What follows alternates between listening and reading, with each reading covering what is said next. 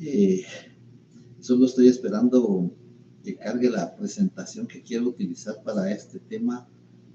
Como ya vimos elementos personales en el instrumento público, no sé si dentro de lo que ustedes han podido estudiar o repasar, han encontrado alguna duda o algún comentario al respecto del tema de estos elementos personales que hemos ido viendo. Vimos qué es sujeto, qué es parte, qué es otorgante, qué es compareciente.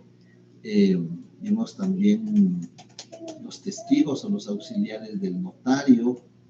Entonces, para ver si, aquí está, ya encontré la presentación. A ver si tenemos algún comentario, alguna duda en cuanto a los...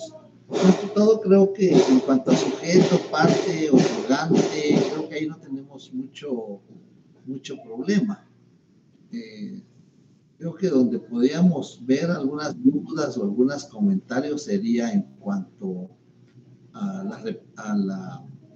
los testigos. Tal vez ahí podríamos encontrar algunos comentarios que pudiéramos tener. No sé si tienen ustedes alguna observación, pero ya encontré la presentación y vamos a tratar de ir trabajando en cuanto a este tema. Aquí estamos. Solo necesito que me Licenciado, perdón que le interrumpa. Estoy en mi laptop y no se le escucha poco, mínimo. Muy bien, voy a tratar de subirle volumen. Sabemos que hay problemas de energía eléctrica, tenemos problemas de la circulación de los vehículos, los semáforos no están funcionando. No sé si eso nos puede afectar, no sé si ahí me escuchan. Voy a tratar de acercar un poquito, no sé si me escuchan ahí. Se le escucha un poquito mejor. Ya se escucha muy bien. Gracias. Están algunos estudiantes que quieran entrar. Bien, vimos, yo creo que es muy importante reflexionar al respecto de... Buenas tardes, señores estudiantes, mucho gusto saludarles, bienvenidos a todos. Les decía que hay algunos temas relacionados con los elementos personales del instrumento público. Yo quise hacer la diferencia entre los elementos del contrato, del negocio y los elementos del instrumento público, es decir, desde el punto de vista notarial. Pero dentro de estos elementos vimos el sujeto, vimos parte, vimos compareciente. El compareciente en las escrituras públicas, en las actas notariales se le denomina requirente, en las auténticas se le denomina signatario. Y entonces vimos todos esos elementos con los fundamentos jurídicos correspondientes. Vimos los auxiliares del notario. Los auxiliares del notario son personas que coadyuvan, que le ayudan, que le asisten para el ejercicio de la función notarial. Dentro de los auxiliares del notario vimos las características de los auxiliares, que también se les llama comparecientes concurrentes. Se les denomina comparecientes concurrentes porque ellos no se obligan, en la mayoría de las veces están presentes ante el notario, en la mayoría de las veces firman el instrumento público, pero la característica especial es que no se obligan. Además de eso, el notario, en cuanto a los testigos, tiene que calificarlos. En cuanto a los auxiliares del notario, es bajo juramento. Bajo juramento, el traductor jurado, el intérprete, el perito, bajo juramento, a excepción de los planos, en el caso de los planos de desmembración de fracción de inmueble, y en ese caso únicamente el perito o el experto lo que nos va a hacer entrega son de los planos donde constan los datos geográficos del inmueble que se va a desmembrar. Bien, haciendo una recapitulación para por si ustedes tienen alguna duda. Dentro de todos esos elementos vimos que el compareciente es la persona que llega ante el notario y que está presente ante el notario solicitándole su actuación, es decir, aquel principio de que el notario tiene fe pública para autorizar instrumentos públicos o para autorizar actos o contratos a requerimiento de parte, es decir, el principio de requerimiento. En la Constitución Política de la República, en el artículo 28, se le llama derecho de petición. Pero como esto es muy particular, esto es muy privado, entonces se le llama requerimiento de parte. La persona llega, le solicita al notario su actuación. Esa persona es el compareciente, pero está solicitándole al notario su actuación en nombre propio. Es decir, él va a vender, él va a comprar, él va a dar endeudamiento, él va a otorgar un mandato, pero también puede ser en representación de otro. Acordémonos que si alguna persona no puede o no asiste o tiene impedimento para asistir, entonces puede otorgar un poder, un mandato. A eso se refiere la representación. La representación es una figura jurídica que me imagino ustedes ya estudiaron en su curso de Derecho Civil, sin embargo aquí nos va a ser de mucha utilidad. Por eso yo siempre le digo a los estudiantes que todo el acervo que tenemos de conocimientos jurídicos son los que traemos de los semestres anteriores. Muchas veces pensamos que ya terminó el curso, ya lo aprobé, ya lo pasé y ahí se terminó. No, todos esos conocimientos que vamos adquiriendo desde el principio, desde el primer semestre, nos van a servir y nos van a servir en el desarrollo de los temas, de los programas, de los cursos, de derecho, de abogacía, de notariado. Pero también nos van a servir para el examen técnico profesional. Y lo más importante, nos van a servir para el ejercicio profesional.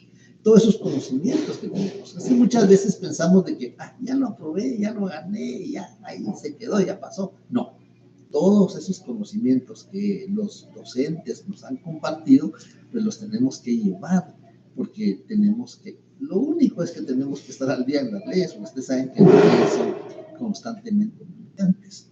Todavía hay alguien que quiere entrar. Vamos a ver ahí quién está tocando la puerta.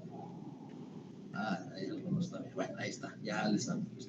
Entonces, como les decía, que esos conocimientos los llevamos. Ustedes saben la representación. ¿En qué consiste la representación?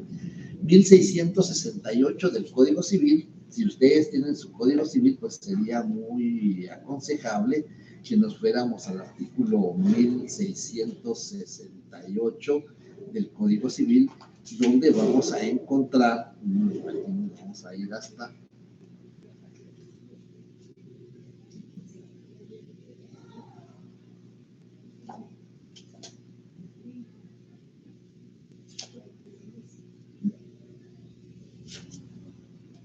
ahí está, 1686, perdón, la dislexia, 1686. Ahí vamos a encontrar una de las figuras jurídicas que implican la representación. Por el mandato, una persona encomienda a otra la realización de uno o más actos o negocios. Vean, tanto el legislador en el Código Civil, en la Ley de Organismo Judicial, en el Código de Notariado, siempre hacen énfasis en actos o contratos. ¿Qué diferencia hay entre un acto y qué diferencia hay entre un contrato? Creo que eso lo vimos cuando pudimos exponer algo sobre los elementos del negocio jurídico. Un acto es cuando que tiene efectos jurídicos, un acto es un negocio jurídico, por ejemplo, un testamento, una identificación de persona, una donación por causa de muerte, todo eso representa actos, porque es una persona la que está manifestando, la que está declarando su voluntad. Y cuando hay contratos, 1517 del Código Civil, hay contratos cuando dos o más personas convienen en crear, modificar o extinguir relaciones de derecho. Eso lo tenemos que tener muy, muy presente siempre, por favor. Por eso es que si ustedes leen, me imagino que ya vamos leyendo casi, yo diría que un 70% de los artículos del Código de Notariado, siempre vamos a encontrar actos o contratos. Y lo vamos a encontrar en el Código de Notariado, lo vamos a encontrar en el Código Civil, lo vamos a encontrar en la Ley de Organismo Judicial, actos o contratos. Entonces, un acto es cuando es una persona, cuando no es negocio jurídico. El matrimonio es un acto que va a crear una institución social, artículo 78 del Código Civil. Eso es un acto. La identificación de persona en el artículo 5 del Código Civil es un acto. Porque una persona llega y declara bajo juramento que Juan Pérez y Juan Pérez Gómez son nombres que identifican a la misma persona. Entonces, hay actos y contratos. Yo en el semestre pasado les aconsejé que hicieran una lista de actos. Unos 5, 6, a veces uno se emociona y hace hasta 10 o más. 5 o 10 actos. Y una lista de 5 o 10 contratos. Solo que hay que clasificarlos por su naturaleza. Por su naturaleza, acordémonos que pueden ser civil o pueden ser de carácter mercantil. Eso sí hay que tenerlo muy presente. Bueno, entonces, en todos los actos o contratos, pues puede haber una representación. Puede haber una representación. Ya vimos el 1686 del Código Civil. Por el mandato, una persona encomienda a otra la realización de uno o más actos o negocios. Sin embargo, la legislación determina que hay algunos actos que no se pueden realizar a través de mandato. El testamento, por ejemplo. La donación por causa de muerte, por ejemplo. No se pueden realizar a través de mandato, porque la legislación los califica como actos personalísimos.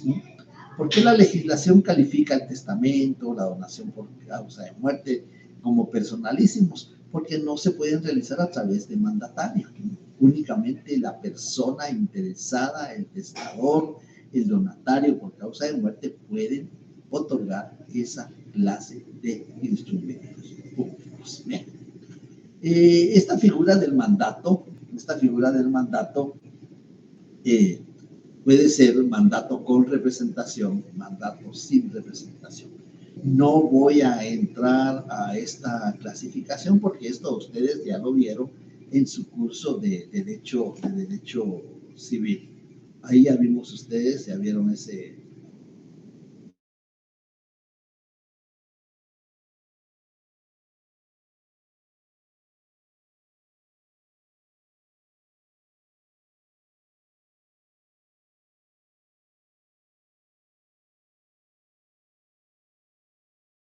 Sí, eso iba a ser Entonces vemos ahí que eso es muy importante. Por eso digo, los conocimientos que nos compartieron los docentes de los cursos anteriores tenemos que tenerlos presentes porque nos sirven.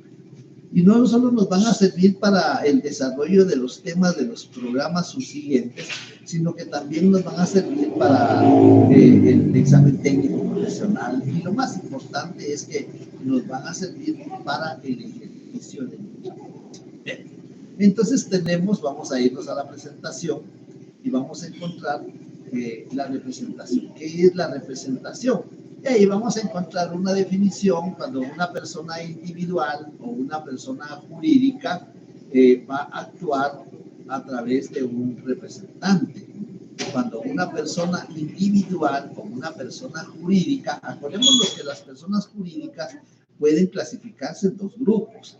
Personas jurídicas de naturaleza civil que están reguladas en el artículo 15 del Código Civil y personas jurídicas de naturaleza mercantil que están reguladas en el artículo, ahí hay varios artículos en el Código de Comercio, dependiendo la sociedad anónima, sociedad de comandita simple, sociedad en comandita por acciones, sociedad de responsabilidad limitada. Entonces, ahí hay distintas clases de personas jurídicas de naturaleza civil. Las vamos a encontrar reguladas en el artículo 15 y el artículo 16 del Código de Comercio. Entonces, eso tenemos que tenerlo muy presente porque el notario va a prestar sus servicios profesionales en casos donde va a participar, donde va a contratar, donde va a realizar un negocio jurídico, una persona individual, Juan Pérez, María López, Ricardo Molina, o una persona jurídica, Asociación de Estudiantes de Derecho Notarial de la Facultad de Derecho de la Universidad de San Carlos, podría ser Asociación de Estudiantes de Derecho, o podría ser también asociación de personas de la tercera edad. Es decir, hay distintas personas jurídicas de carácter civil y están reguladas en el artículo 15 del Código Civil. Entonces, ahí se va a ejercer la representación. Esas personas jurídicas pueden contratar, esas personas jurídicas pueden ejercer derechos y pueden contraer obligaciones a través de su representante legal. Si tenemos el Código Civil nosotros, tenemos el Código Civil y nos vamos a ir al artículo 15 del Código Civil. ¿Quiénes son las personas jurídicas? Está el Estado, las municipalidades, las iglesias de todos los cultos. Entonces, ahí tenemos una clasificación de personas jurídicas. Tenemos las asociaciones, los consorcios, que son de carácter lucrativo, pero se constituyen de naturaleza civil. En el artículo 16 del Código Civil, que este es un repaso de lo que ustedes ya estudiaron, la persona jurídica, una entidad civil distinta de sus miembros individualmente considerados. Es decir, podemos tener 5, 10, 15, 20 personas, constituimos una sociedad civil, constituimos una persona jurídica de naturaleza civil, pero es distinta su denominación, porque acordémonos que, bueno, tal vez ustedes hasta ahora empiezan a estudiar derecho mercantil, pero quienes son peritos contadores, me imagino que hay más de alguno en la clase, van a saber que las personas jurídicas tienen denominación social o razón social, no tienen nombre, no tienen nombre. Las personas jurídicas no tienen nombre, tienen una razón social o tienen una denominación social. Esa es una de las características de las personas jurídicas, cómo se identifican, ¿no? Con razón social o denominación social. Bien, entonces vemos que la representación, cuando una persona, que puede ser individual o puede ser jurídica, y cuando es jurídica puede ser de la naturaleza civil, puede ser de la naturaleza mercantil, encomienda a otra que realice por ella uno o más actos. Uno es especial, un mandato especial, un nombramiento especial. En derecho mercantil se llama ejecutor especial, puede ser ejecutor especial. Uno o más negocios, cuando son más negocios, pues puede ser un mandato general. Si se trata de una persona jurídica de naturaleza civil, puede ser el presidente de la junta directiva, y si se trata de persona jurídica de naturaleza mercantil, puede ser el gerente, con base al artículo 16 del Código de Comercio. Vamos a traer por aquí el Código de Comercio. En el artículo 16 vamos a encontrar, este código es un poquito extenso porque tiene muchas anotaciones. Está. En el artículo 14 del Código de Comercio, la sociedad mercantil, que puede ser sociedad anónima, en comandita simple, en comandita por acciones, responsabilidad limitada. La sociedad mercantil constituida de acuerdo con las disposiciones de este código e inscrita, vean, dos requisitos: constituida. ¿Cómo se constituye una sociedad mercantil? Bueno, se constituye a través de una escritura pública. Ahí tiene que ver el notario. Constituida una persona. Alguien quiere entrar. Ahorita vamos a darle ingreso. Repitiendo el artículo 14. La sociedad mercantil constituida de acuerdo a las disposiciones de este código e inscrita en el registro mercantil tendrá personalidad jurídica y distinta de las socios individualmente considerados. Es decir, cada socio no tiene ninguna responsabilidad, es el representante legal. Y luego vamos a encontrar en el artículo 15, las sociedades mercantiles se rigen por las estipulaciones de la escritura social y por las disposiciones de este código. Contra el contenido de la escritura social es prohibido a los socios hacer pacto reservado o poner prueba alguna. Entonces vemos ahí que las personas jurídicas solo les voy a pedir una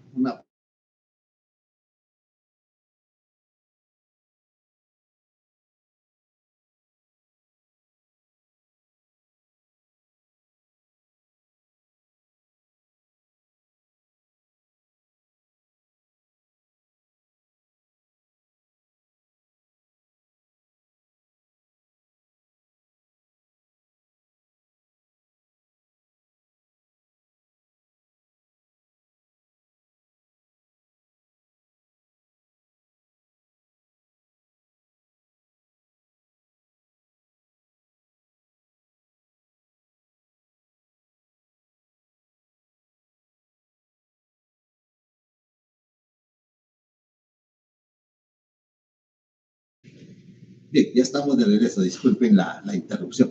Entonces les decía que en el Código de Comercio vamos a encontrar la regulación jurídica de las personas de carácter mercantil. Pongamos mucha atención en el artículo 16 del Código de Comercio. Yo espero que todos tengan su Código de Comercio. Ya la otra semana nos toca presencial. Vamos a pasar viendo quiénes tienen sus códigos, quiénes han hecho sus apuntes, sus notas ahí en los códigos. Es muy importante. Muchas veces alguien me dice, mire, yo lo tengo en el teléfono. Nada le sirve, porque ahí no puede hacer sus anotaciones.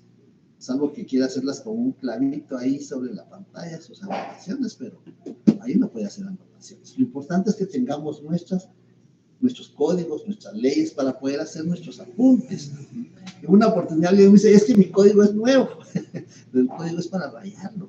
El código no puede mantenerse virgen, tiene que rayarlo, tiene que usarlo para que el momento de su examinador de privados vea que ha estudiado. Entonces, en el artículo 16, solemnidades de la sociedad. Muy importante este artículo. La constitución de la sociedad y todas sus modificaciones, incluyendo prórrogas, aumento o reducción de capital, cambio de razón social o denominación, fusión, disolución, cualquiera otra, reformas o ampliaciones se harán constar en escritura pública. Es muy importante para el notario, la escritura pública. Cuando un artículo mencione acta notarial, escritura pública, auténtica, protocolación, es muy importante que el notario tiene que tener esos conocimientos. Por eso, en la doctrina dicen, el notario es un perito en derecho, Pues no llegamos a ese extremo, pero al decir es un perito, quiere decir es un experto en derecho, porque tiene que conocer toda la legislación, tiene que conocer cómo están reguladas jurídicamente las figuras o los contratos o los actos que puede hacer constar en los instrumentos públicos. Bien, entonces vemos que ahí va a surtir efectos la representación. En el artículo 16 del Código de Comercio que estábamos estudiando, que estábamos leyendo, mi código es un poquito extenso y me cuesta a veces, no es un código. En el artículo 16, ¿sabes? Veamos.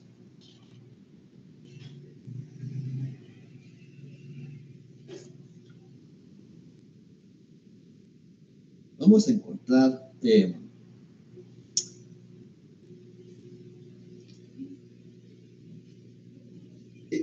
quiénes son los representantes legal, 161, aquí estamos.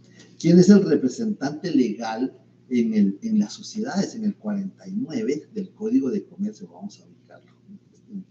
Me cuesta manejar. 47 del Código de Comercio. Hay que tener mucha atención. Por eso yo les digo que tengan sus leyes, porque a veces yo incurro en error en quererlo decir de memoria, pero a veces me equivoco. Pero aquí está, artículo 47. Facultades de los administradores. Los administradores, administradores o gerentes, tienen por el hecho de su nombramiento, todas las facultades para representar, estamos hablando de la representación, para representar judicialmente a la sociedad, de conformidad con las disposiciones de la ley del organismo judicial. Tendrán además las que se requieran para ejecutar actos y celebrar actos, ahí está otra vez, oigan las dos palabras, tendrán además las que se requieran, se refiere a las facultades, a las que se requieran para ejecutar actos y celebrar contratos que sean de giro ordinario de la sociedad. ¿Qué es el giro ordinario de la sociedad? Es la actividad para la cual fue constituida, para vender inmuebles, para vender vehículos, para vender prendas de vestir. Ese es el giro ordinario de la sociedad. Entonces, eso está regulado en el artículo 47 del Código de Comercio. Y vamos a ver si encontramos el otro. Sí, en el artículo 162, un administrador único o varios administradores actuando conjuntamente constituidos en consejos de administración será el órgano de administración de la sociedad y tendrán a su cargo la dirección de los negocios de la misma. Si la escritura social no indica el número fijo de administradores, corresponde a la Asamblea General determinarlo al hacer cada elección. Los administradores pueden ser o no socios, serán electos por la Asamblea. Por eso les digo que no hay acta de nombramiento. Muchos dicen acta de nombramiento, representante legal. El notario no nombra. El notario no nombra. Quien nombra es la Asamblea. Este es el fundamento jurídico. Quien nombra es la Asamblea, 162. Entonces vemos ahí que eso lo vamos a ver cuando veamos actas notariales. Vemos ahí de la representación. No sé si hay alguna duda, algún comentario, alguna observación. Me imagino que ya empezaron ustedes a ver su derecho civil. Vamos a ver, aquí tenemos una gráfica, un ejemplo, donde llega una persona y está frente al notario y le manifiesta, vamos a imaginarnos esto, que desea otorgar un mandato. Entonces la persona, el requirente, la persona, el compareciente le manifiesta a la notaria, ahí está la flecha, quién es el compareciente, quién es la notaria, le manifiesta que desea nombrar a X, es decir, no tiene rostro porque es X, desea nombrar a X como su representante, ahí está. Entonces la notaria, ahí tiene su equipo electrónico, la notaria va a redactar el instrumento público para que A, que tenemos ahí de saco gris, le manifieste a la notaria que está enfrente de A que su representante legal va a ser X. Por eso no tiene rostro, porque es X. Y entonces vamos a encontrar las clases de representación. Ahí vamos a encontrar las clases de representación. Si vemos ahí, si vemos esto, cuando llega ante la notaria y le dice, mire, yo quiero tener un mandato a favor de X. Claro, le va a decir quién es, el nombre, cómo se llama, pero no está presente ante la notaria. Porque si estuviera presente, hubiéramos consignado una imagen donde están las dos personas. Aquí no está. Aquí solo llega la persona, llega el compareciente y le dice, mire, yo quiero nombrar a mi representante X, que está en Quetzaltenango, que está en Izabal, que está en Petén, o que está en Chimaltenango. Ahorita no puede venir, pero yo lo voy a nombrar, yo lo quiero nombrar. Entonces vamos a ver que ese es un acto. Ese es un acto. Si llegaran los dos a otorgar el mandato, llega mandante y llega mandatario, entonces sería un contrato. Esa es la diferencia. Cuando es acto, cuando es contrato. Bien. Entonces vemos ahí que ahí tiene la designación. Clases de representación. No sé si hay alguna duda, hay algún comentario, hay alguna observación. Yo sé que tal vez no hay porque esto ya lo estudiaron ustedes, esto ya lo vieron en su curso de Derecho Civil, ¿no? Ya vieron cuándo es mandato, cuándo es mandato y cuándo es... ¿cuál es el otro término que usé? El mandato y cuándo se utiliza la casta poder también, ¿verdad? Entonces tenemos figuras jurídicas como la persona va a actuar en representación de otra. Hay representación legal.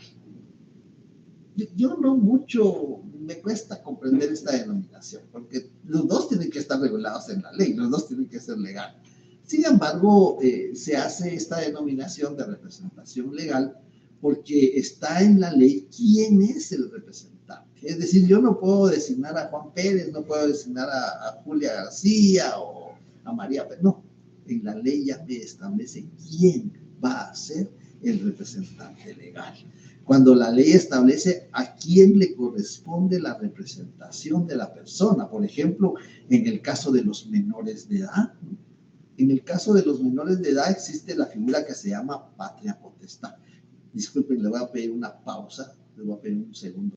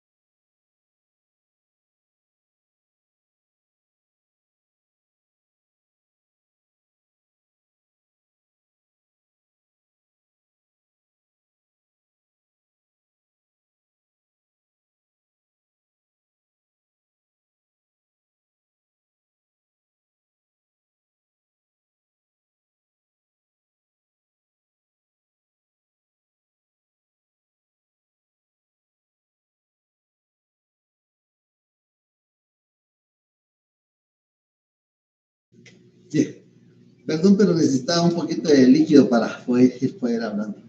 Entonces les decía que la representación legal es cuando la ley ya determina a quién le corresponde la representación legal. Dos ejemplos que tenemos es la patria potestad. ¿Qué es la patria potestad? ¿Qué implica la patria potestad? Bueno, los que son padres, los que van a ser padres, los que son padres de familia, saben qué es la patria potestad. La patria potestad es la facultad que la ley, pues se llama legal, que la ley le otorga a los padres elementos muy importantes. Uno, la administración de los bienes del menor, su administración de los bienes del menor. Y dos, representarlos legalmente. Eso está en el artículo 252 y 254 del Código Civil. Ahí encontramos esos elementos importantes de la patria potestad. Administrar los bienes de los menores y representarlos jurídicamente. Entonces, por eso se llama representación legal. Y vimos en el artículo 47 del Código de Comercio, en el 162 del Código de Comercio, que la representación de una persona jurídica de naturaleza mercantil le corresponde, uno, al gerente. El gerente es el representante legal. Dos, el administrador. El administrador también puede ser representante legal. El ejecutor especial también es representante legal para determinados actos especiales. El presidente del Consejo de Administración también es representante legal en las sociedades mercantiles. Ellos son los representantes legales. En el artículo 16 del Código Civil, representante legal de las sociedades, de las personas jurídicas de naturaleza civil. Estas personas jurídicas tienen una junta directiva. El presidente de la junta directiva es el representante legal de las personas jurídicas. Por supuesto que puede designarse a otra persona en caso de que no se encuentre el presidente de la junta directiva, se puede designar también a otra persona. De la misma manera sucede con las entidades de naturaleza mercantil. Puede tener al gerente como representante legal, pero también pueden tener un administrador único de representante legal. Entonces, ustedes van a encontrar las diferencias cuando estudian derecho mercantil. Entonces, porque ¿qué pasa si el gerente se enferma? Si el gerente tiene que salir a alguna capacitación, si el gerente está de vacaciones, si el gerente fallece en el peor de los casos, ¿qué pasa? No se puede quedar la persona jurídica sin representante legal. Entonces puede haber otro gerente. Ustedes ven que hay sociedades que tienen gerente de personal, tiene gerente general, tiene gerentes de distinta naturaleza y pueden ser los representantes legales en caso de ausencia del gerente general. Entonces, por eso se llama representación legal, porque la ley ya determina quién es el representante legal. Ahí tenemos las clases de representación. El representante legal de una persona jurídica, una sociedad, una asociación, una cooperativa, una fundación, puede ser un gerente, un administrador, un presidente. Ahora, La otra clase de representación es la representación voluntaria, es decir, es mi voluntad que X persona me represente. Eso se puede hacer a través del mandato. Y entonces vamos a encontrar que hay mandato general para todas mis actividades y hay mandato especial para un negocio, para un contrato en particular. Entonces ahí tenemos que esos mandatos, el general y especial, puede ser con representación o puede ser sin representación. Entonces eso es lo que tenemos en cuanto a la representación. Por eso les digo, tenemos que tener muy presente el caso, porque ¿cuándo se necesita mandato especial? ¿Cuándo se necesita un mandato especial? Cuando se les plantee el caso, porque se les va a plantear un caso, ustedes tienen que saber si va a ser un mandato general, si va a ser un mandato especial, cómo lo van a redactar. Eso es lo importante de este curso, porque este curso ya son con casos concretos. Ustedes tienen que saber, en esto, bueno, dice, Juan Pérez se presenta a su oficina, le manifiesta que va a contraer matrimonio con la señorita X, pero que por motivos de trabajo, por motivos de educación, tiene que salir al extranjero, por lo tanto quiere otorgar un mandato para que se otorgue el matrimonio. ¿Se puede o no se puede otorgar mandato puede contraer matrimonio a través de mandatario? ¿Qué clase de mandato es? Otro caso podría ser, el señor fulano de tal quiere constituir una hipoteca sobre el inmueble de su propiedad para obtener un préstamo por la cantidad de 100,000 quetzales. Sin embargo, manifiesta que tiene que ausentarse del territorio nacional, por lo que desea dejar un representante. ¿Qué clase de mandato va a hacer? Este curso es lo que tiene de bonito, porque tenemos que conjugar nuestros conocimientos de derecho civil. Y ahora que ustedes empiezan a recibir su curso de mercantil, también nuestros conocimientos de derecho mercantil. Pero, vamos a aprender a pagar impuestos. ¿Qué impuestos pagan esos contratos? ¿Qué impuesto paga un mandato general? ¿Qué impuesto paga un mandato especial? Eso tenemos que conocerlo también. Entonces, por eso les pedimos que tengan su ley del timbre fiscal, su ley del impuesto al valor agregado, el reglamento de las dos leyes, cuándo cubro timbre notarial, en qué momento voy a cubrir el timbre notarial y cuánto voy a cubrir. Y todo eso lo tenemos que saber. Bien, no sé si hay dudas, comentarios, para que yo pueda seguir. Yo aquí no me paran de hablar, pero yo necesito que quede claro el tema, que se comprenda el tema y que ustedes manifiesten sus dudas, sus comentarios. Si no, el día lunes yo voy a pasar en el aula, ya tenemos los dos micrófonos, le voy a dar un micrófono al estudiante para que haga su pregunta y yo, si no pregunta, pues yo le voy a formular preguntas de lo que hemos visto. Vamos a hacer un repaso personal, yo voy a estar en las filas y le voy a decir, a ver, dígame qué es tal cosa, a ver, dígame cuándo, explíqueme cuándo hay un mandato general, a ver, cuándo hay un mandato especial. Eso el día lunes lo vamos a hacer y el día viernes porque tenemos clases presenciales. Entonces, si hay dudas, comentarios, observaciones. Nos faltan dos figuras más en cuanto a la representación. La carta poder.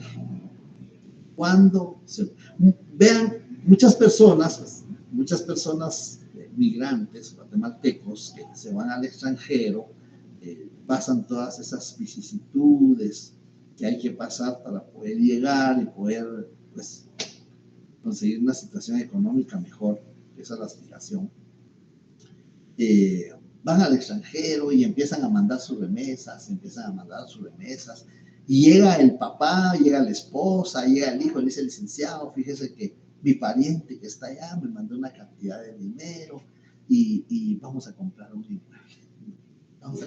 inmueble. Ya tenemos la cantidad suficiente, pero él está en el extranjero, no puede venir.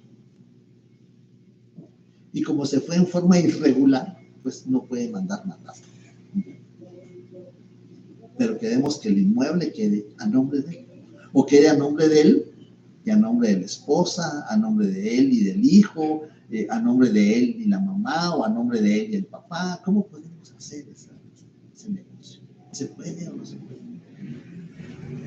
Alguien me llama y me dice, mire, estoy en Estados Unidos, yo me vine de 11 años, aquí cumplí mayoría de edad, no tengo certificación de partida de nacimiento, no tengo documento de identificación, quiero comprar un inmueble en Guatemala, pero me niegan porque no tengo cómo identificarme que soy guatemalteco.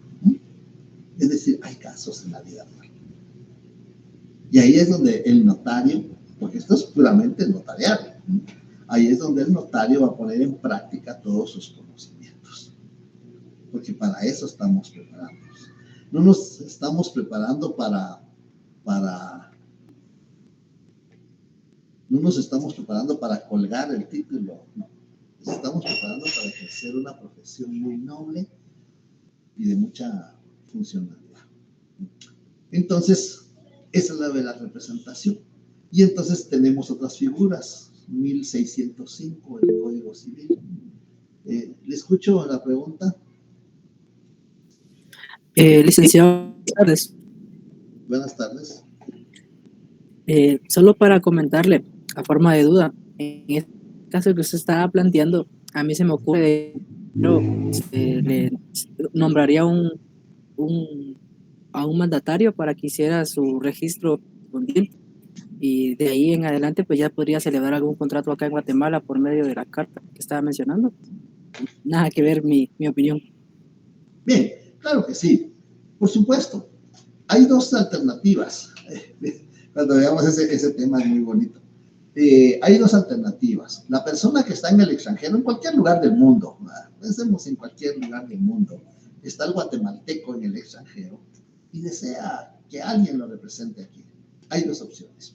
Yo diría que hay tres opciones. Una, ir con un notario del lugar. Va con un notario del lugar, otorga ante el notario del lugar el contrato. Lo único es que sí debe de reunir ciertos requisitos que se exigen aquí en Guatemala. Va ante el notario del lugar. Muchas veces lo que hacemos es que le decimos al cliente, mire, nos da el correo, nos da cómo nos contactamos con el notario X de Inglaterra o de Argentina o de México. Nosotros le mandamos la minuta para que cumpla los requisitos de las leyes de Guatemala. Entonces, una opción es que vaya con un notario del lugar. Nosotros decimos un notario extranjero. Otra posibilidad es que vaya con el cónsul o agente diplomático que representa a Guatemala, pero este cónsul o agente diplomático, de conformidad con la ley de organismo judicial, artículo 43, debe de ser notario.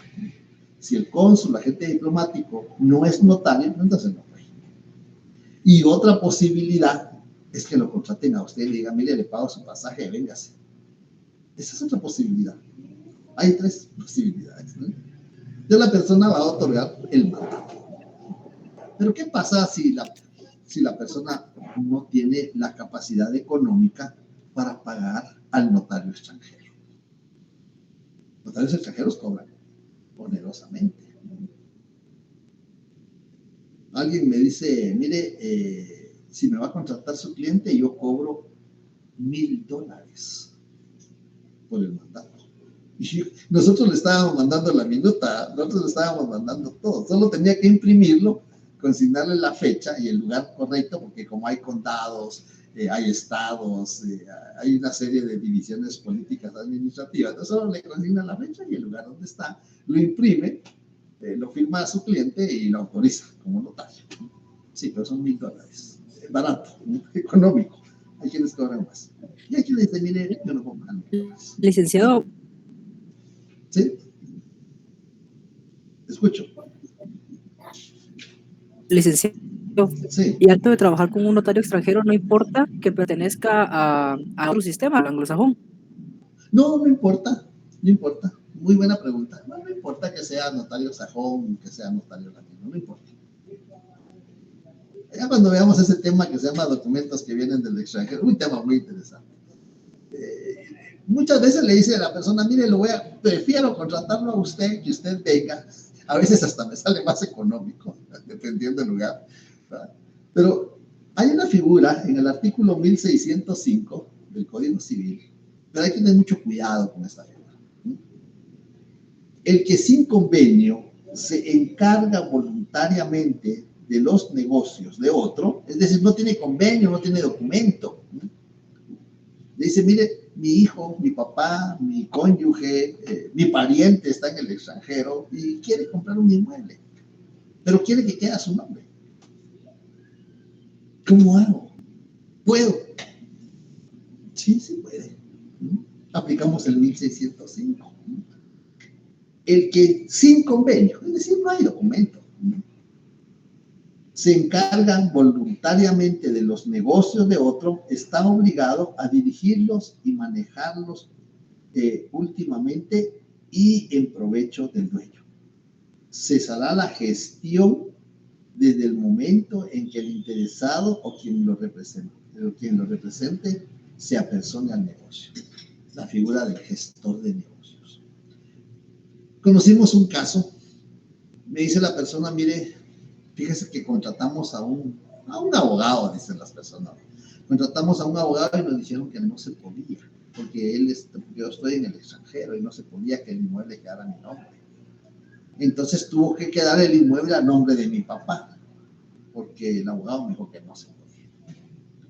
Y mi papá falleció. Y ahora mis hermanos quieren la herencia, pero el inmueble es mío, yo lo compré. Es mi esfuerzo, es mi dinero. Y mis hermanos quieren la herencia. ¿Tienen derecho a herencia? Sí, sí tienen derecho a herencia. ¿Quién se equivocó? Ellos dijeron el abogado.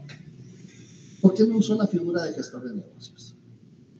Cuando el inmueble se compra al contado, cuando el inmueble no tiene gravámenes, cuando el inmueble no tiene limitaciones, se puede utilizar la figura de gestor de negocios. No tengo mandato como gestor de negocios. Queda el nombre de mi hermano que está en el extranjero, de mi esposo, de mi hijo que está en el extranjero. Sí, se inscribe en el registro a nombre de la persona que está en el extranjero. Se utiliza la figura de gestor de negocios. Escucho la pregunta. Licenciado, ¿y si no fuese contado el pago, se pudiera hacer así? Si fuese por adelantado. No, si no fuese al contado. No. Si no fuese al contado, no, porque entonces para garantizar el pago del saldo, le dice, mire, él me mandó $5,000, pero el inmueble vale 10,000. Entonces él sí va a pagar $5,000 a su equivalente en moneda nacional, y el resto, ¿cómo lo va a pagar? El resto, ¿cómo lo va a garantizar? Ahí tiene que haber una hipoteca. Y entonces ahí no se puede. Ahí no se puede.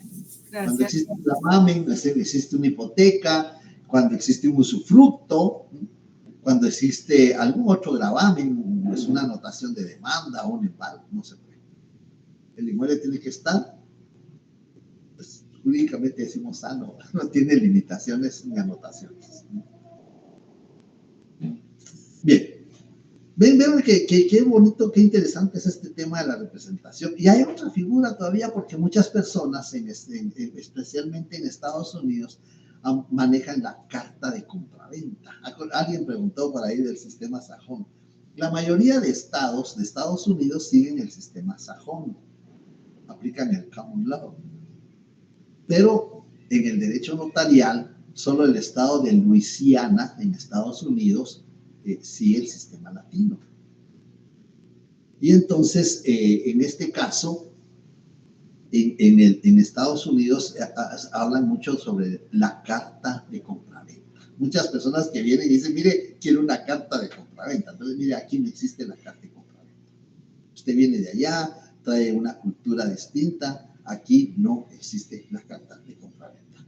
Aquí lo que existe es una escritura de compraventa de inmueble. Pero es que me han hablado de una carta, sí, existe la carta poder. Pero la carta poder tiene límites.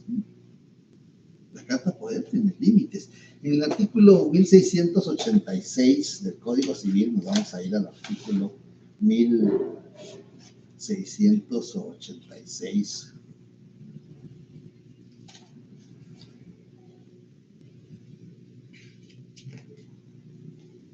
Del Código Civil. Vamos a encontrar en el segundo párrafo, el mandato puede otorgarse con representación o sin ella. ¿Ok? En el mandato con representación, el mandatario obra en nombre del mandante y los negocios que realice dentro de las facultades que se le hayan conferido obligan directamente al representado. En el mandato sin representación, el mandatario obra en nombre propio sin que los terceros tengan acción directa contra el mandato. Pero veamos, en el 1687, el mandato debe, oigan, debe, subrayen ahí, si tienen su código, subrayen, debe, es decir, es obligatorio. El mandato debe constar en escritura pública como requisito esencial para su existencia. ¿Qué quiere decir eso? Ese es un contrato solemne. Contratos solemnes. ¿Alguien todavía quiere ingresar? Bien. Este es uno de los contratos solemnes, porque para su validez es un requisito que conste en escritura pública. Luego dice, y puede ser aceptado expresa o tácitamente. Miren, esto es muy importante. ¿Cuándo es mandato y cuándo es poder? Es mandato cuando las dos personas, mandante y mandatario, comparecen ante el notario y otorgan la escritura de mandato.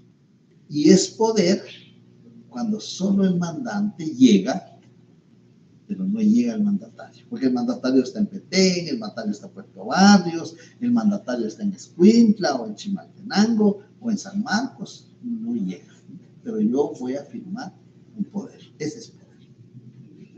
Esa es la diferencia entre mandato y poder conforme la doctrina, Para la legislación son sinónimos, podemos hablar de mandato, podemos hablar de poder y es lo mismo.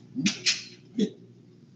Pero en el siguiente párrafo no es necesaria la escritura pública, no obstante que ya reguló el artículo que para su validez debe de constar en escritura pública. Aquí viene una excepción. No es necesaria la escritura pública, uno, cuando se trate de asuntos cuyo valor no exceda de 1,000 quetzales. Se va a realizar un negocio de 1,000 quetzales que no sea un compraventa de inmueble, ¿verdad? Porque hay compraventas de inmueble por 300, por 500, por 1,000 y en adelante. Pero mientras no sea compraventa de inmueble o no deba de inscribirse en algún registro público, pues se puede realizar en carta poder. En el numeral 2, cuando la representación se confiere por carta poderes para asistencia a juntas y demás actos en que la ley lo permite. Llega la persona y le va a decir, licenciada, licenciado, yo soy accionista de una sociedad mercantil, va a haber una asamblea, pero yo no puedo ir porque tengo algunos otros compromisos, pero quiero que en mi representación vaya X. ¿Qué puedo hacer? Una carta poder. ¿Y cuál es la carta poder? La carta poder es un documento privado. Confirma, legalizada. Veamos, en el artículo dice, cuando se trate de asuntos cuyo valor no exceda de 1,000 quetzales, cuyo caso puede otorgarse el mandato en documento privado, legalizado por notario. Documento privado, confirma, legalizada, o en acta levantada ante el alcalde o juez local con formalidades legales. Sin embargo, si el mandato se refiere a la enajenación o gravámenes de bienes inmuebles o derechos reales sobre los mismos, es obligatorio el otorgamiento de poder en escritura pública. Esto es muy importante, este artículo. Es muy importante. Bien, entonces vemos ahí que la persona, el compareciente, puede estar presente ante el notario en nombre propio o en representación de otro. Y puede estar en nombre propio y en representación. Va a decir, mire, aquella persona está en el extranjero o está en Quetzaltenango o está en Petén y me mandó un poder y los dos somos copropietarios del inmueble. Él o ella es dueña y yo también soy dueño. Somos copropietarios y queremos vender. Entonces ahí la persona va a actuar en nombre propio y en representación del mandatario. Perdón, del mandato. representación del mandante. Esas son las cosas que vamos a ver, los casos que vamos a ir practicando, y entonces vamos a encontrar ahí mandato o poder. Se llama así al contrato por medio del cual se designa a una persona para que represente a otra en distintos actos o negocios. Debe constar en escritura pública, y ahí está el fundamento jurídico. No es necesaria la escritura pública en asuntos que no excedan de 1,000 quetzales o para asistir a juntas, y en algunos casos que lo permite la ley. Y ahí está el fundamento jurídico. Pero también tenemos la figura del gestor de negocios. Acordémonos que tenemos el mandante, el mandatario, el representante, el gestor de negocios y quien actúa a través de carta poder. Las clases del mandato, eso ya ustedes lo saben, mandato general, mandato especial.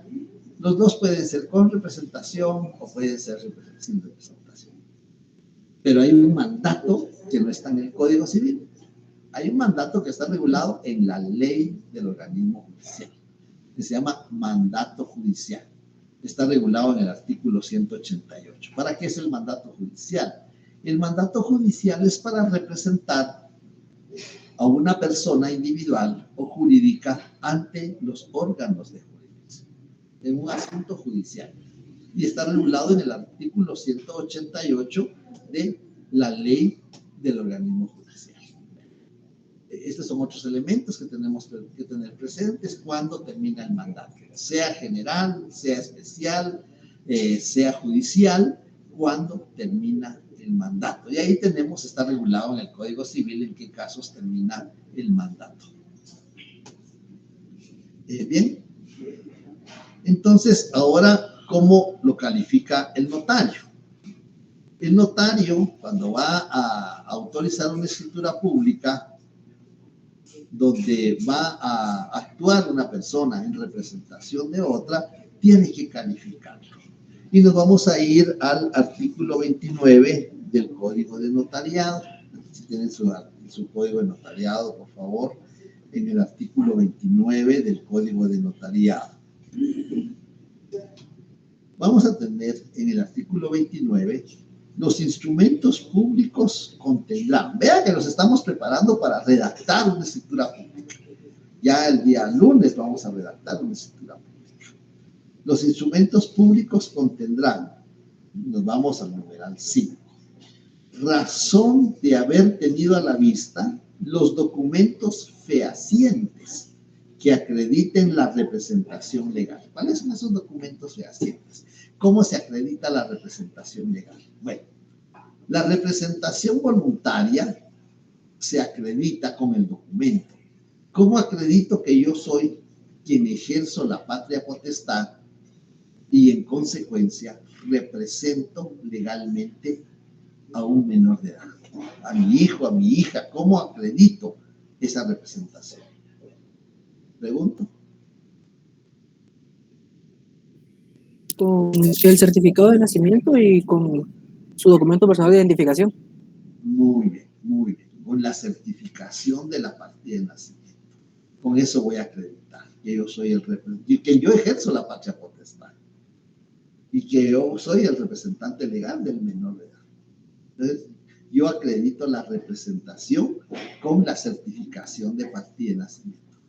Por supuesto, el documento personal de identificación, porque ahí en la certificación de partida de nacimiento dice que XXX es el progenitor de ese menor de edad. Y para determinar que XXX soy yo, pues tengo que presentar el documento personal de identificación. Ese es un documento fehaciente. ¿Cómo acredito que yo soy el representante legal de la Asociación de Estudiantes de Derecho Notarial? ¿Cómo lo voy a acreditar?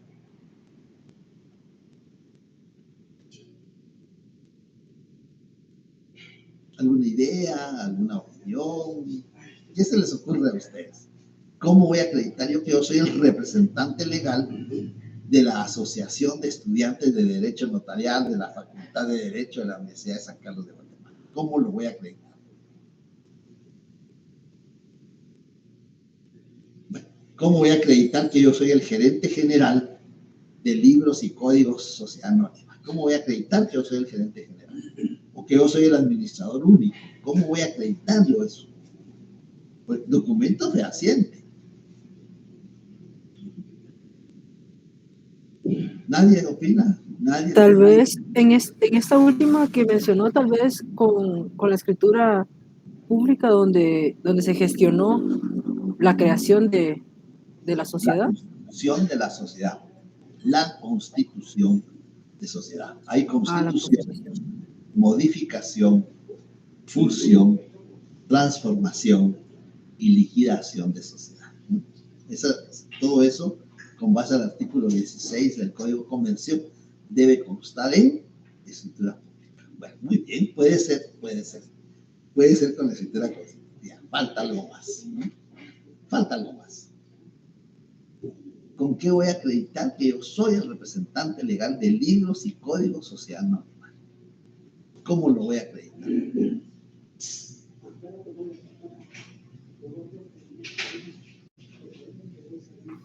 Tal vez con el acta de nombramiento de representación. Muy bien, con el acta notarial, le llamamos de nombramiento, pero no es de nombramiento, se llama acta notarial de acreditación de representante legal. Acta notarial de acreditación de representante legal, ¿sí? Aparte de la escritura constitutiva, también tenemos que tener el acta notarial de acreditación de nombramiento de representante legal. Muy bien, muy bien. Estos documentos fehacientes. ¿Cómo voy a acreditar que yo soy el representante legal de la cooperativa de estudiantes de Derecho? ¿Cómo voy a acreditar que yo soy el representante legal? Y aparte de eso, tenemos que saber dónde se inscribe, porque tiene que tener una inscripción. No es de decir, mire, aquí está mi acta donde se acredita que yo soy el representante legal. Tiene que estar inscrita en un registro. Y por eso se determina acá razón, en el numeral 5 del artículo 29, razón de haber tenido a la vista los documentos fehacientes que acrediten la representación legal de los comparecientes en nombre de otro, describiéndolos. Tenemos que describirlos en escritura. Quien comparece en su calidad de gerente general de la sociedad, libros y códigos. Sociedad anónima. Estamos describiendo lo que acredita con, ya alguien dijo el acta notarial, lo que acredita con el acta notarial. Tenemos que describirla, ¿no? Los documentos fehacientes que acrediten la representación legal de los comparecientes en nombre de otro, describiéndolos. Bueno, ya dijimos que es un acta notarial. Si es del menor de edad, pues con la certificación de la partida de nacimiento. Ya la describimos, ¿no? Describiéndolos e indicando lugar y fecha y funcionario. Lugar.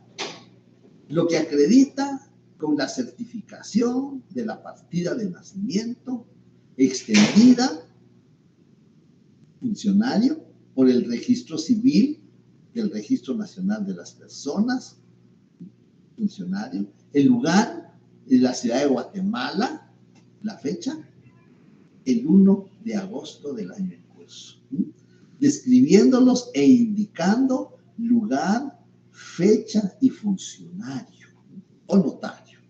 Cuando es un mandato, lo que acredita con el testimonio de la escritura pública, número 50, autorizada en la ciudad de Quetzaltenango, el 30 de julio del año en curso por el notario fulano. Hay que describirlo. Pero además de eso hay que hacer constar dónde está inscrito. Cuando se trata de un mandato, el que se encuentra inscrito en el registro electrónico de poderes. Cuando se trata de cuando se trata de un menor de edad, ya dijimos que es la certificación de partida de nacimiento extendida por el registrador civil del Registro Nacional de las Personas. Pero cuando se trata de una asociación, ¿dónde se inscribe el nombramiento, la acreditación de nombramiento de un representante legal de una persona, de una asociación, de un consorcio? ¿Dónde se inscribe? En el registro de personas jurídicas. En el semestre pasado les sugerimos que hicieran una nómina, una lista de registros. Eso nos va a servir. ¿Qué se inscribe ahí? Hicimos eso, hicimos una nómina de registros y teníamos que consignar unos ejemplos. ¿Quién se inscribe en el registro mercantil? ¿Qué se inscribe en el registro electrónico de poderes? ¿Qué se inscribe en el registro de personas jurídicas? Eso lo hicimos el semestre pasado.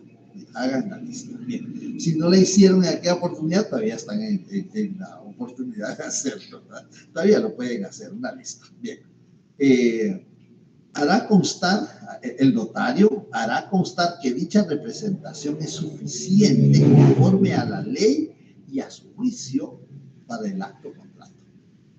Tiene que hacer constar. El infracito notario hace constar que la representación que se ejerce es suficiente para otorgar el acto o el contrato.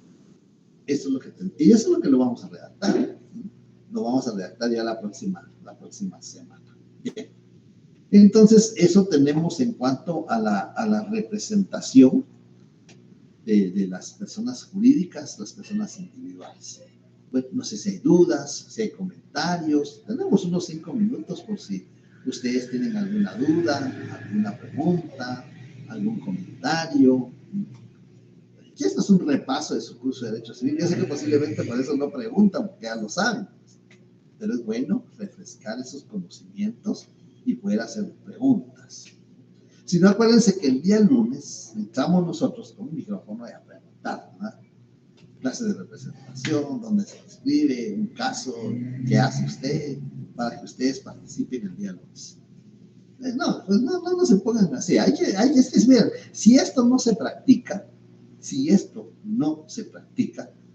pues en vano es que nosotros, vean, tengo ya casi más de 1 hora de estar hablando sobre yo, muy esporádicamente han hecho un par de preguntas o 3 preguntas, pero el estudiante tiene que participar.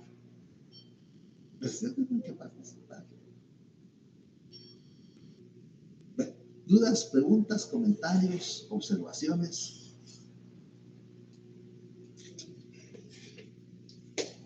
Creo que fue todo claro, licenciado. Muchas gracias. Todo está diáfano. Todo diáfano es. Muy bien. Bueno, yo como les digo siempre, bueno, espero que al calificar los exámenes yo vea que así está todo claro. Es que ese es el asunto. Ya cuando yo califico digo, no, esto no quedó claro. Esto no quedó claro. Y ahí es donde encontramos después el tema. Bueno, si no tienen preguntas hoy, pues las apuntan y el día lunes las podemos trabajar. Pero el día lunes entramos preguntando. El día lunes. Como todo está claro, ahí hay un gestor de negocios, actuó en representación de todos, sin convenio, y todos se quedan callados. El que calla, otorga. Bien. Entonces, que tengan buen fin de semana, que lo pasen bien. Ahí estudian, por favor, estudien. Dedíquenle una media hora. Con media hora ustedes repasan, porque es un repaso, la que ya vieron en civil. Con media hora que ustedes le dediquen a su notariado, pues van a ver el éxito a fin de año. Escucho la pregunta. Perdone, ¿usted está usando algún libro? No, 2 cosas. Lo que yo he leído, he tenido la oportunidad de estar en universidades extranjeras y los 35 años de docencia. Eso es lo que yo comparto con ustedes. Gracias. ¿Pero quieren algún libro? Pues está el libro del doctor Nelly Roberto Muñoz, expresidente del Instituto de Derecho Notarial, catedrático de nuestra facultad, lamentablemente falleció el año pasado, pero está el libro de él. Él tiene varios libros de Derecho Notarial, tiene uno que se llama Introducción al Derecho Notarial para Notariado 1, tiene el Instrumento Público y el Documento Notarial para Notariado 2, tiene Jurisdicción Voluntaria para Notariado 3, también está el libro de Ricardo Alvarado Sandoval, que también fue profesor de la facultad.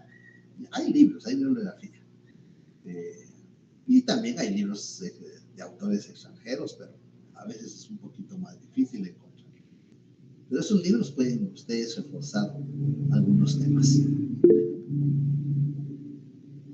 Escucho la pregunta. Licenciado, referente al libro que usted está comentando, no, o sea, mire, pues yo conseguí uno del instrumento público y el documento notarial, ¿Sí? Licenciado, Sí. Roberto Muñoz. Ahora la pregunta es si no hay problema de que la edición no esté actualizada. Pues Porque la no sé qué edición sea, porque el doctor Neri Muñoz lo que sí tenía peculiar era de que él cada año actualizaba porque habían cambios de la legislación, actualizaban los libros, pero yo pienso que no había ningún inconveniente siempre y cuando usted vea sin cambiaron algunas leyes. Pero eso sería lo único. El libro es muy bueno. El doctor Neri Muñoz fue docente por muchos años, fue mi profesor del curso de notariado. Y entonces, ese es un libro muy bueno. Lo que pasa es que aquí ampliamos con algunos casos, ampliamos un poquito más con fundamentos jurídicos, porque el libro es muy general, el libro es muy amplio. Entonces, no. Hay un libro, pero no es de Guatemala, es un libro argentino, un tratado de derecho notarial, donde están todos. Yo me quedo sorprendido porque este libro de derecho notarial, de tratado de derecho notarial, me quedo sorprendido, tiene todo el contenido de los programas del 1 al 4 de derecho notarial de nuestra facultad. Y es de la Universidad Litoral de Argentina y tiene todo el contenido de los programas de derecho notarial del 1 al 4 de nuestra facultad. Entonces digo yo, nuestra facultad en cuanto a los temas de programa está a nivel de posgrado. Entonces, eso es lo que tratamos de ir aplicando. Gracias. Bueno, si no hay comentarios, si no hay dudas, me tengo que ir a la otra sección, ya estoy a 3 minutos, entonces que tengan buen fin de semana, pásenla bien, siempre repasen sus leyes, los artículos que mencionamos, hay que darles una leidita, un refrescamiento y los apuntes que lograron hacer de lo que hemos explicado, ¿sí? Acuérdense que ahorita es más práctico. Les vamos a pasar unas hojas de práctica para que ustedes vean más o menos cómo va a venir el examen. Que tengan buenas tardes. Gracias. Buenas tardes, licenciado.